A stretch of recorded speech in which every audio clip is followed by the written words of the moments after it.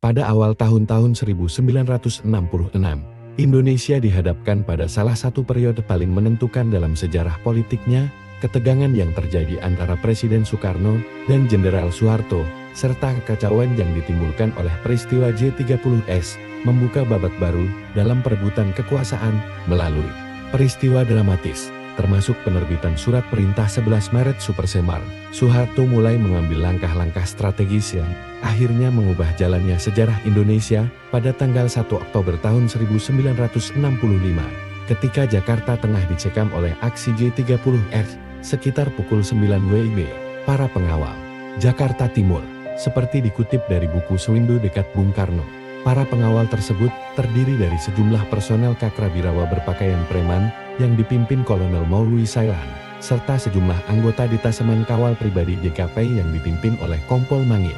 Tujuan membawa Soekarno ke Lanut Halim merupakan prosedur penyelamatan standar. Dari sana, Soekarno dapat terbang menggunakan pesawat kepresidenan jet. Soekarno tiba di gedung Markas Komando Operasi dengan ditemani Jaksa Agung Muda Sunario, Brigadir Polisi Edwin Lasut, Zulkifli Ibrahim, dan beberapa staf lainnya. Di dalam gedung tersebut, Soekarno bertemu dengan KSAU Marsekal Omar Dhani dan Komodor Leo Watimenang. Tujuan utama Soekarno adalah mengetahui kejadian sebenarnya di Jakarta pada hari itu dan melakukan koordinasi. Namun, dari sejumlah penjelasan yang diberikan oleh Omar Dhani dan beberapa komandan pasukan, Soekarno merasa belum mendapatkan informasi yang memuaskan.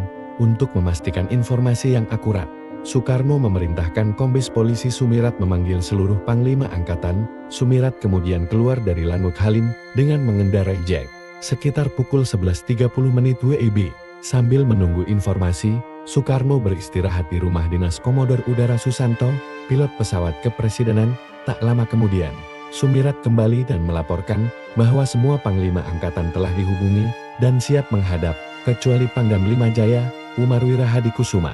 Ketika ditemui Sumirat, Umarwira Hadikusuma berada di markas Kostrat bersama Panglima Kostrat, Mayor Jenderal Soeharto. Ternyata, Soeharto melarang Umarwira Hadikusuma menghadap Soekarno dengan alasan bahwa Jenderal Ahmad Yani, Panglima Angkatan Darat saat itu, tidak berada di tempat. Soeharto menyampaikan, "Sampaikan kepada Bapak Presiden, mohon maaf Pangdam 5 Jaya tidak dapat menghadap, karena Panglima Angkatan Darat tidak ada. Harap semua instruksi untuk Angkatan Darat disampaikan melalui saya, Panglima Kostrat." Mendengar laporan tersebut, Soekarno tampak tidak senang. Secara garis komando, ketika Panglima Angkatan Darat tidak ada, Panglima Kostrat memang dapat mengambil alih sementara. Namun, sebagai Panglima tertinggi, perintah Soekarno seharusnya tetap dipatuhi. Para Panglima Angkatan yang berhasil hadir hari itu, antara lain Marsekal Omar Dhani. Suasana di sekitar rumah Komodor Susanto sempat terlihat santai dan tidak mencerminkan ketegangan, hingga pukul 12 WIB, ketika terdengar pengumuman dari Letkol Untung melalui radio transmitter. Pengumuman tersebut berisi tentang Dewan Revolusi dan pembubaran kabinet, yang menandai bahwa kudeta sedang berlangsung. Brigjen Sabul segera membawa radio tersebut kepada Soekarno. Mendengar pengumuman itu, Soekarno terkejut dan menyadari masalah besar sedang melanda bangsa dan negaranya.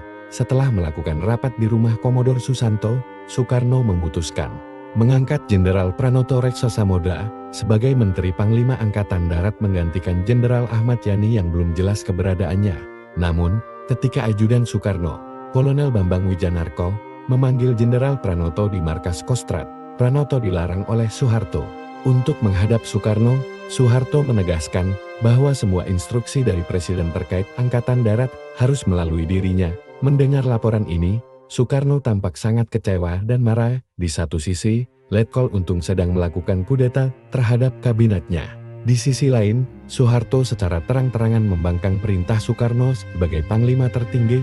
Ketegangan semakin meningkat karena pasukan TNI Angkatan Darat mulai bergerak ke berbagai titik strategis. Setelah peristiwa J30S, Soekarno terpaksa diungsikan ke Istana Bogor.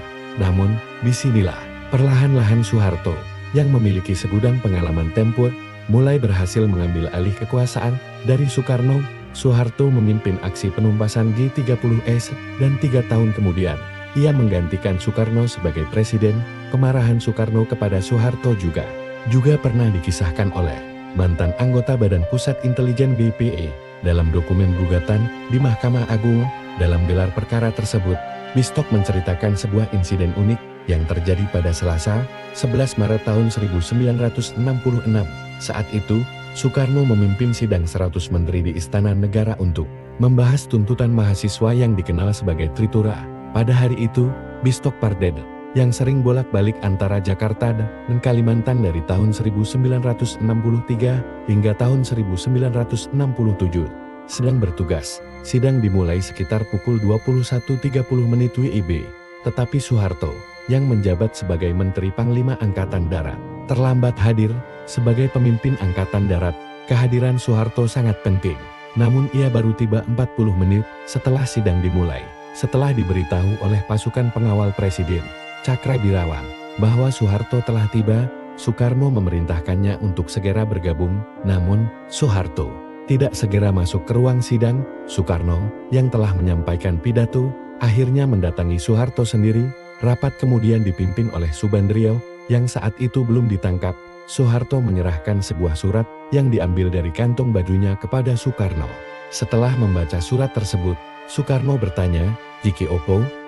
Apa maksudnya ini?" Soeharto menjawab, "Supaya Bapak aman, negara aman." Mendengar jawaban itu, Soekarno marah. Ia mengambil asbak dari meja dan melemparkannya ke arah Soeharto. Meski kebenaran kisah ini masih diperdebatkan, surat tersebut dikenal sebagai Surat Perintah 11 Maret. Surat inilah yang menjadi dasar bagi Soeharto untuk mengambil alih kekuasaan secara perlahan. Kisah berikutnya adalah penyerbuan ke kantor BPI yang menjadi salah satu dampak penerbitan Super Semar. Menurut Bistok Pardede, 3 orang berpakaian preman memasuki ruang tengah kantor BPI di Jalan Madiun, Jakarta.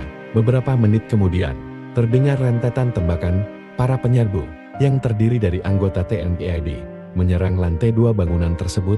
Para personel BPI diperintahkan untuk meninggalkan tempat, kosongkan tempat masing-masing. "Cepat keluar!" teriak para penyerbu. Setidaknya 36 anggota TNI AD terlibat dalam penyerbuan itu. Seperti yang dikisahkan oleh Bistok, barang-barang dari dalam kantor diambil dan ditumpuk di jalan aspal.